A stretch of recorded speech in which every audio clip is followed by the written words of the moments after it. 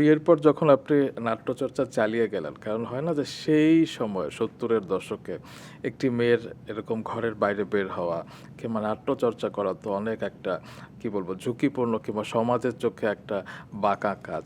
তো আমি শুনেছি যে সেই সময় রামেন্দুদা আপনাকে বেশ সাপোর্ট করতো এবং আপনি যখন রাত করে বাড়িতে ফিরতেন তখন তিনি সিঁড়িতে দাঁড়িয়ে থাকতেন হ্যাঁ, আপনাকে সেটা রিসিভ করবার বিয়ের জন্য। পরে।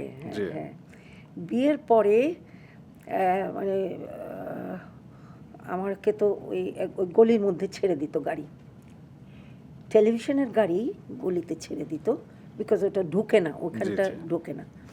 তো ওখানে যে দোকানপাটগুলো ছিল ওদের সামনে দিয়ে আমি আসতাম, রাত 11:30 12টা এরকম হতো। তো আমার একটু ভয় করতো যে কেউ বোধহয় কিছু খারাপ উক্তি করছে, এই করছে, কিন্তু না, এখনকার সময়ের আর তখনকার সময়ে এই হলো তফাৎ। দোকানদাররা জিজ্ঞেস করতো, আপা কেমন হইলো, আপা কেমন করলেন। এটা মানে আমার বড় মনে হয় যে কেন মানুষ এরকম হয়ে গেল, কেন মানুষগুলো বদলে গেল বলেন তো? এত মানে অদ্ভুত লাগে। তারপরে আমি যাতে কেউ কিছু না ভাবে সেই জন্য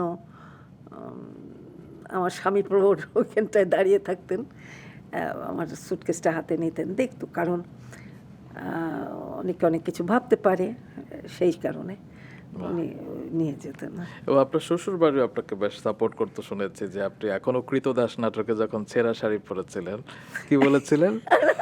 আমার শাশুড়ি, আহারে কত শাড়ি পরি রয়েছে, আর এই সিরা শাড়ি, সিরা মাটি পাটিতে শুই রয়েছে, আহারে আমার যে মায়া লাগছে।